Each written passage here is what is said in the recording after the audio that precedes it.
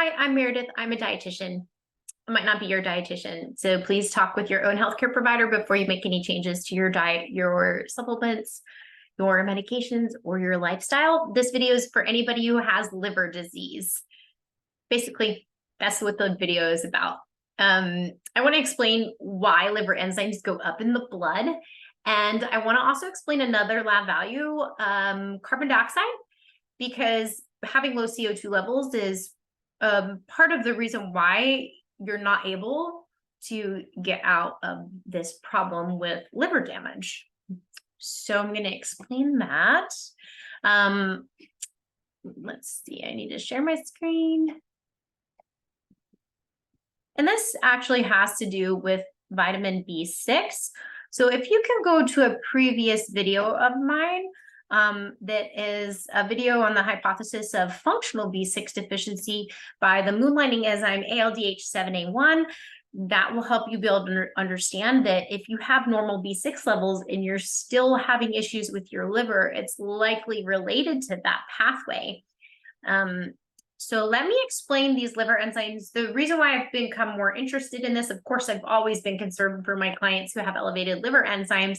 In the past, the trick to get their liver enzymes back to normal for me was, hey, let's just eat some eggs. That'll normalize your liver enzymes. And it does work, but I want to know why their liver enzymes are showing up in their blood. And then I noticed that my clients who have hypervitaminosis A are also struggling with this pathway. So I decided to kind of explain it out a little bit.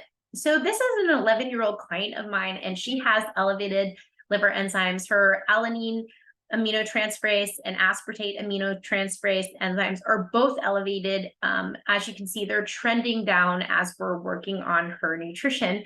How she developed hypervitaminosis A was from her tube feeding Nourish, which is a plant-based tube feeding high in beta carotene and also high in polyunsaturated fats. So in that setting, beta carotene is readily converted to retinaldehyde. And so she was unable to metabolize this in her body, most likely because of high dietary oxalate, and which impairs the recycling of a cofactor NAD needed to metabolize vitamin A. And in the show, or in the links under the show, I will put a link to a blog that I wrote for Hormones Matter that shows this hypothesis of how this is happening in my clients that are fed very healthy tube feedings. Very healthy tube feedings. Okay. So maybe not so healthy, but very healthy, we thought. Okay, so another value to look at on her labs is her carbon dioxide. And you can see that with her liver enzymes being very, very high, her carbon dioxide is very, very low. And it's trending up as well because we're treating this. So there's a way to get out of this hole. Basically, that's good news, right? Okay, so this is another client of mine. He came to me with only high cholesterol. You can see now his cholesterol is normal. So he has normal cholesterol. Yay for me. I gave him a heart-healthy diet with lots of fruits and vegetables, and he loves baby carrots. Baby carrots are both a source of beta carotene and also dietary oxalate. Well, over the course of a year, his CO2 dropped to way below normal at 14. Normal is, on this lab, it's 19 or above. I really consider people to be in an optimal range. Around 25 to 28 is optimal. Anything less than 23, I feel, is mild metabolic acidosis up to severe metabolic acidosis. And because he is now in metabolic acidosis, his blood glucose levels are high because insulin cannot work in an acidotic state. And now, because of increasing his fruits and vegetables to help his heart health, we now have elevated liver enzymes. His AST is 79 and his ALT is 48, which is borderline high for ALT. And his triglycerides are now in the 200s. So that was disappointing as a practitioner to see that happen. His mom and I were pretty shocked by it. How can fruits and vegetables cause a problem? Well, there's an underlying metabolic issue. And so at that point, you can read in my blog that I post under this video. You can read about hypervitaminosis A being caused by dietary oxalate. All right, and here's one more of my clients. He's 23 years old, and his CO2 is on the low end and normal, and it's only there because we actually give him bicarbonate. So it's helping to restore his CO2 levels, which is important. I'll have a separate video about why pH is so important to decrease oxidative stress. I'm trying to break it up a little bit. So this one is, his AST is at 69, which is high, and his ALT is also high. It's kind of down below the screen, so I can't see it. Hope you guys can see it. Okay. All right, so how's the CO2 going low, and how are the AST and ALT going high in the blood? Well, the first reason that they are high in the blood is because there's damage to lipid membranes. So those enzymes are leaking out into the blood. Okay, so lipid membrane damage is happening because the body's in a thing called oxidative stress. And so there's one oxidative stress type of thing. When you have too much of it, nitric oxide can cause oxidative stress. So we abbreviate that NO. Well, too much nitric oxide actually stops you from converting homocysteine to methionine. Okay. And so if that is stopped, then you end up having to use a thing called betaine to run homocysteine to methionine reaction. Oop. It's really ugly looking.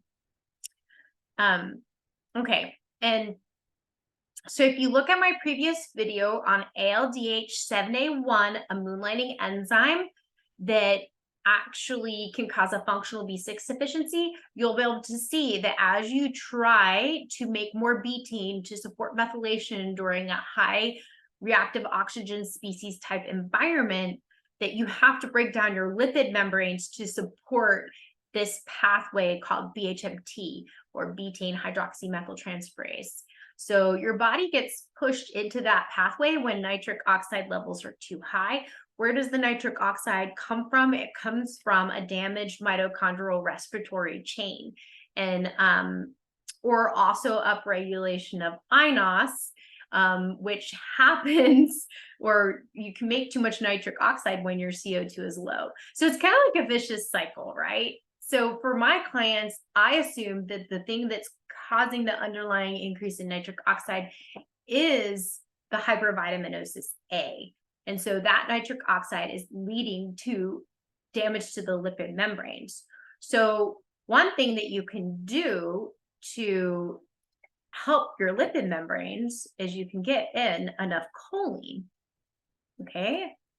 But then also you want to get sources of betaine. Okay, so choline is in many foods, and you can use like a choline database, like Chris Masterjohn has a choline database.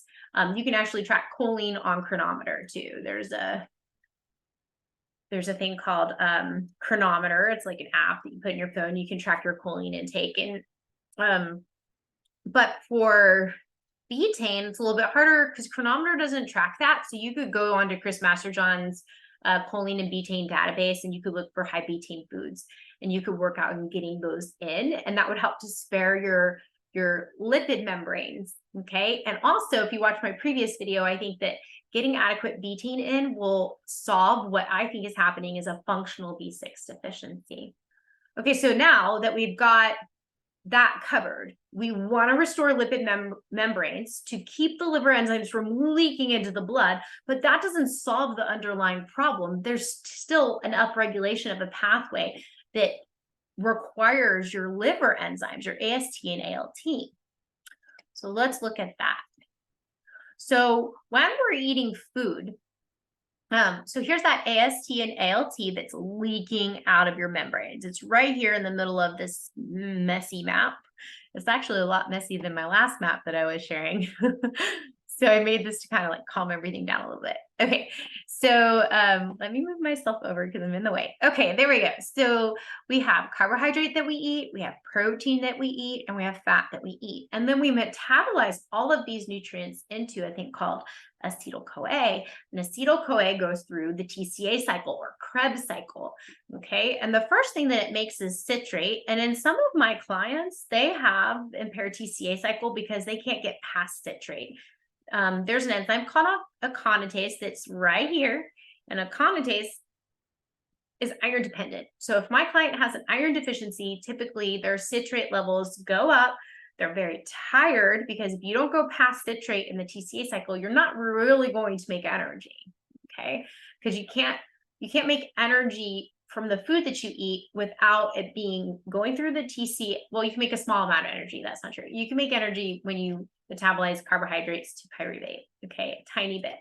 So my clients tend to be really hungry all day long because they only make energy right here in glycolysis from carbohydrates to pyruvate, or from glucose to pyruvate. They make a tiny bit of energy. So they're hyperphagic.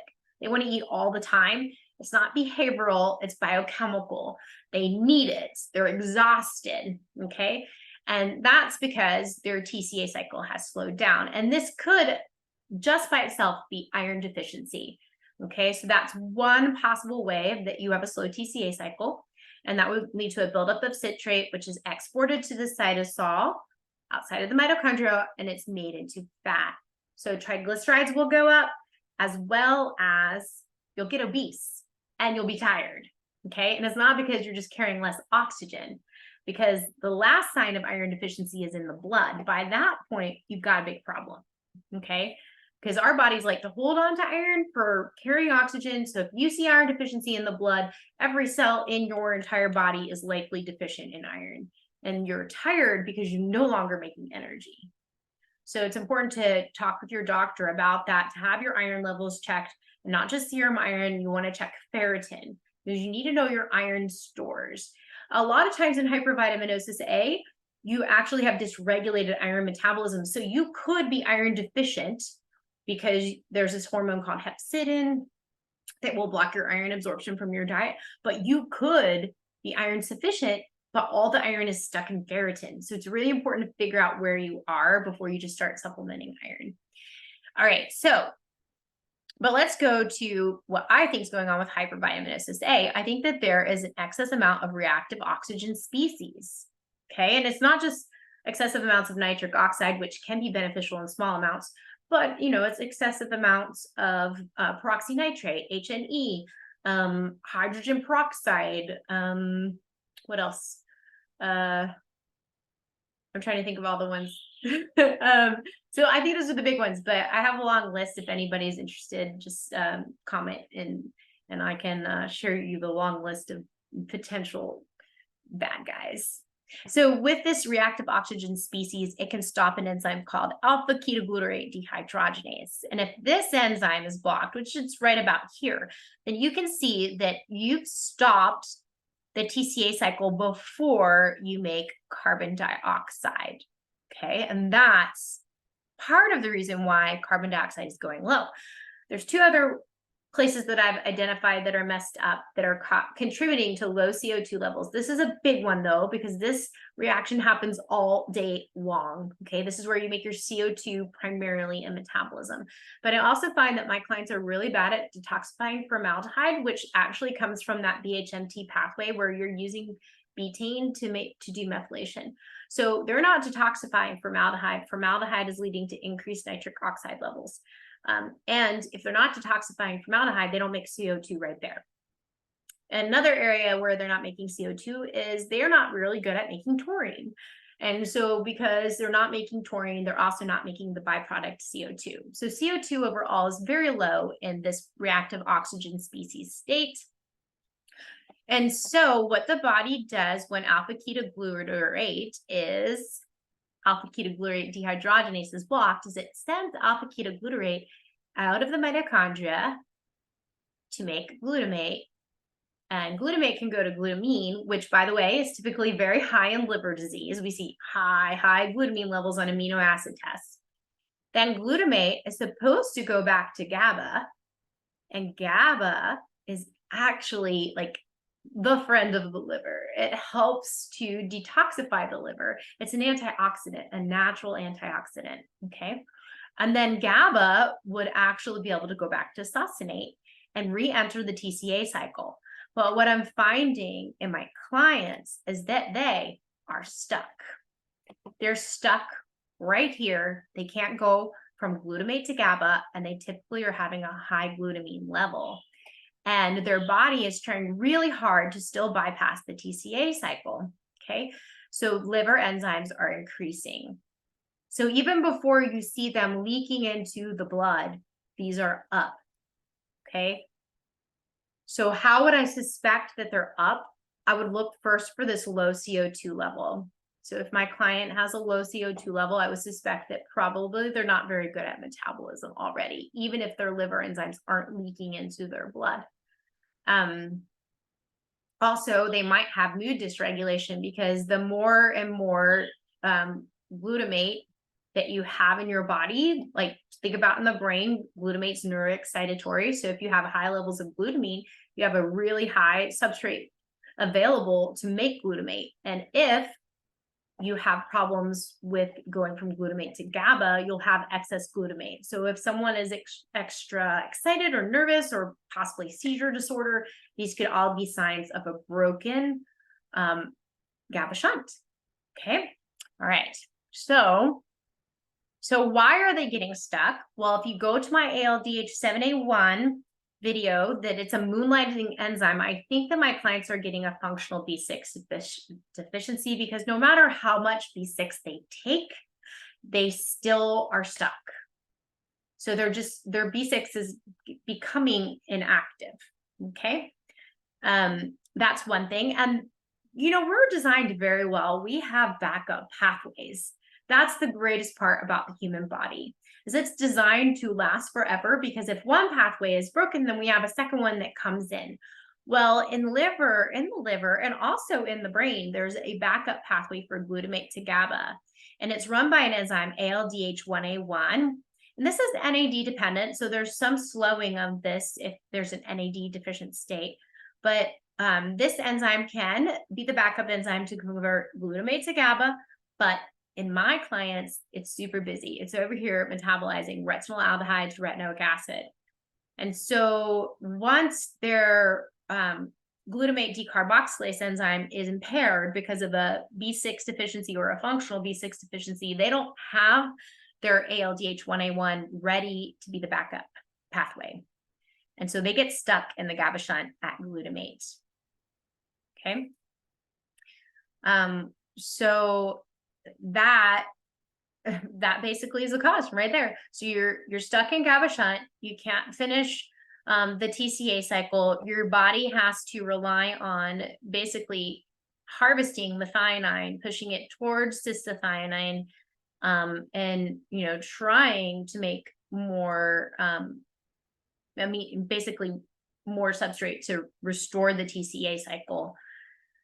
Yeah. So one more comment on this, because ALDH1A1 it actually is also involved in the glutamate to GABA conversion in the midbrain. So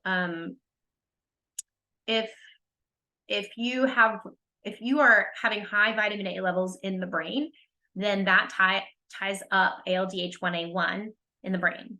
And so that can lead to mood dysregulation, problems with working memory, fine motor issues. And in my one client that ate baby carrots basically and became vitamin A toxic, he actually went downhill mentally. So within a course of a year, he went from being able to do activities of daily living to not being able to do them. So that's very disconcerting. So ALDH1A1 is involved in Parkinson's disease and also implicated some in Alzheimer's disease. So there is some kind of interconnection here with vitamin A in those disease states. Moonlighting enzymes, right? Those those are the things that we need to be concerned about. Okay, so just to give you a brief sum up of what we can do. All right, so here's a solution if you have low CO2. You could try some sort of bicarbonate to improve your pH. Of course, you want to do this under supervision because you don't want to overshoot your bicarbonate needs.